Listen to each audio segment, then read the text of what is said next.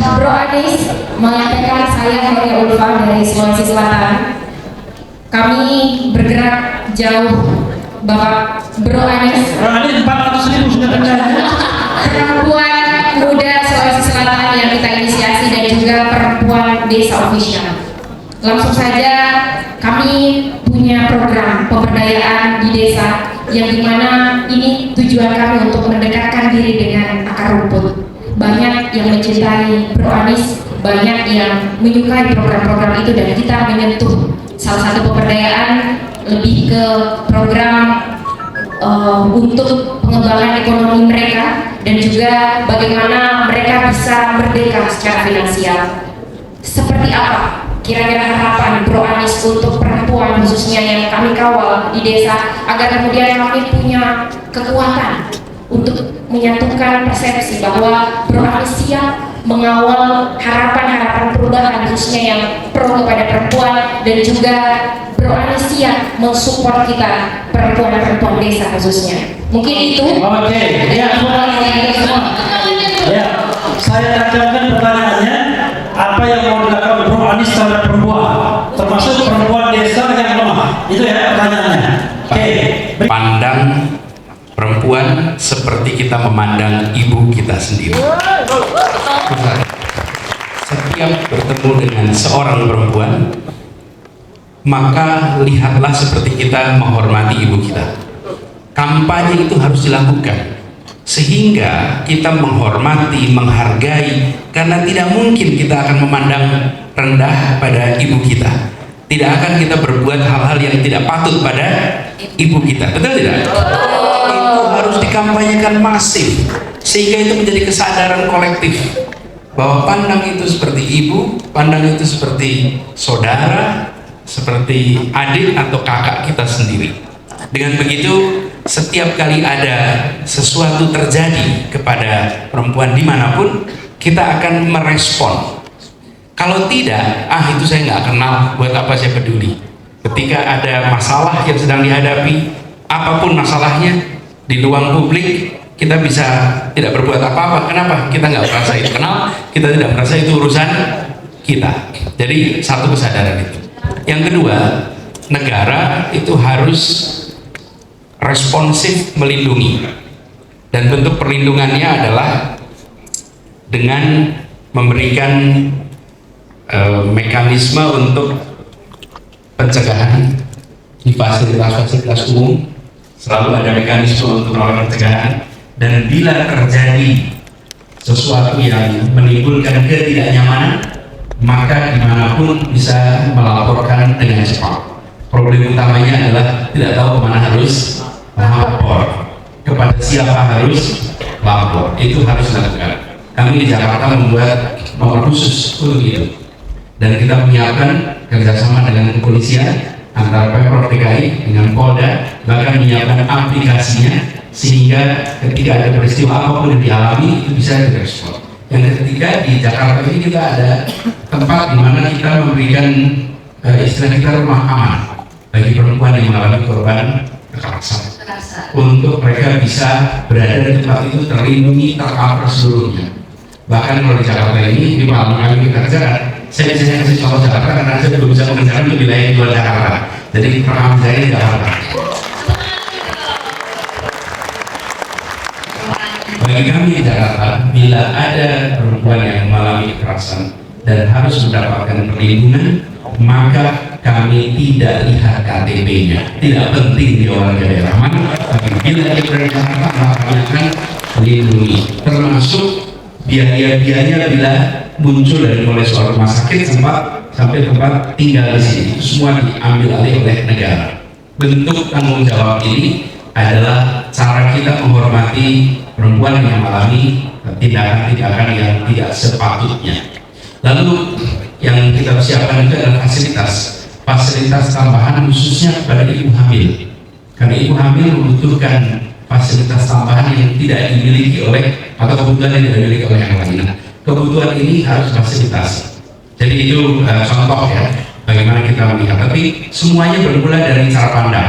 Bila cara pandang kita itu menghormati, menghargai, maka kita siapkan kebijakan turunan. Itu.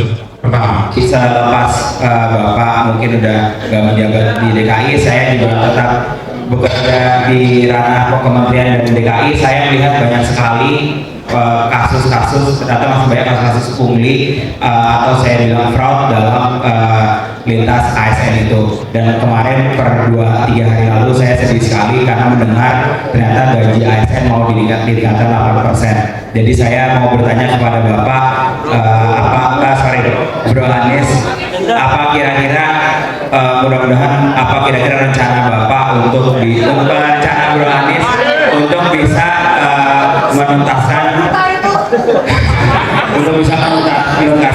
isu-isu tersebut, karena kami berharap sebetulnya itu akarnya ada di perilaku yang ada di warga itu. Oke, terima kasih. Kan ada rencana untuk itu dan juga untuk pendidikan. Oke. Kadang-kadang colong-colongan aja ini. Kalau sudah hafal ngapain bawa handphone sendiri ya? Intinya adalah ASN itu masih pungli. Ada masalah KKN di ASN. Apa yang sudah dilakukan Bro Anies untuk mengatasi itu dan apa yang akan dilakukan ke depan kalau jadi presiden? Itu ya maksudnya. Oke. yang kedua soal fraud, penyimpangan dan lain-lain. Begini, tentu mulainya dengan memiliki aturan main, kemudian transparansi. Transparansi itu kata kunci dalam semua kebijakan, dalam semua eksekusi, transparansi. Lalu lagi-lagi, bila ada penyimpangan harus tahu kemana harus lapor. Problem utamanya adalah kita ketemu penyimpangan terus kita tidak tahu kemana harus lapor. Itu nomor satu. Selama kita tidak punya tempat untuk harus lapor, maka penyimpangan itu terjadi dan melawannya biasanya cukup pakai ini teman-teman. Akhirnya pakai HP. Pakai HP itu kan mekanisme pelaporan, kan? Tapi laporannya kepada publik. Laporan publik, nah, negara harus menyiapkan sehingga ketika ada fraud dan lain-lain itu bisa dikendalikan. Dan ini di negeri manapun kalau ada peluang dan ada insentif, maka potensi untuk melakukan fraud itu selalu ada. Dan berikutnya ada mekanisme hukuman sehingga tindakan pelanggaran itu dihukum yang menjerahkan.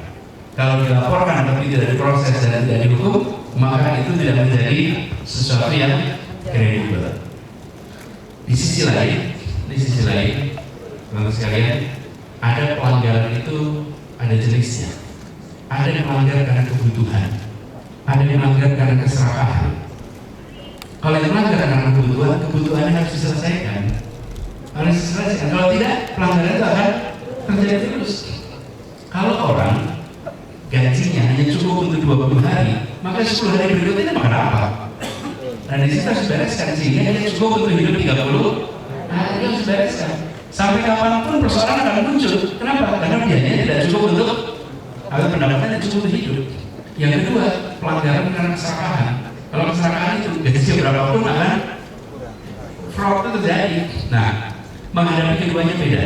Yang satu diselesaikan dengan kebutuhan yang terpenuhi, yang keserakahan itu diselesaikan dengan hukuman yang menjerahkan. Karena hukuman menjerahkan itu yang membuat keserakahan itu bisa kemudian tadi mau wawancara Boti, boleh nanti kita atur wawancara Boti ya.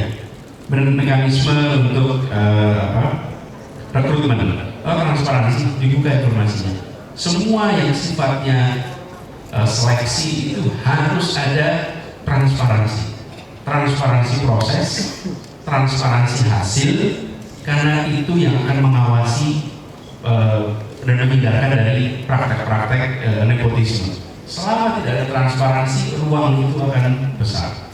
Jadi transparansi itu kunci yang harus ada. Lalu ada pertanyaan tentang KKP. KKP sebenarnya saya cenderung untuk tidak mengomentari soal KKP itu. Kenapa? Karena sedang terjadi situasi di lokasi. Jadi biarkan itu harus diselesaikan supaya tidak kita menambah kompleksitas di dalam penanganan yang sekarang sedang terjadi di Papua. Tapi prinsipnya bahwa kita ingin ada damai. Dan damai itu bukan ditandai dengan tiadanya konflik kekerasan. Ini pegang.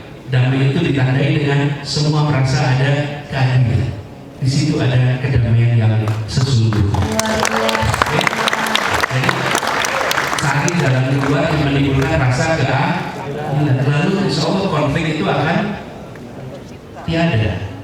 Jadi disebut damai itu bukan karena tidak ada tembak menembak, tidak ada perseteruan, tidak ada konflik. Damai itu ditandainya dengan hadirnya rasa keadilan. Jadi itu yang kita tuju, ya. Kemudian soal apa undang-undang ITE, gini teman-teman, saya pernah berada di pemerintahan. Berada di pemerintahan itu jadi alamatnya kritik. Kritik itu ada yang dilakukan dengan kata-kata yang nyaman di kuping, ada dengan kata-kata yang tidak nyaman di kuping. Dan selama berada di pemerintahan itu tidak penting soal nyaman dan tidak nyaman. Apapun yang dikatakan itu adalah hak warga untuk menyampaikan pikiran.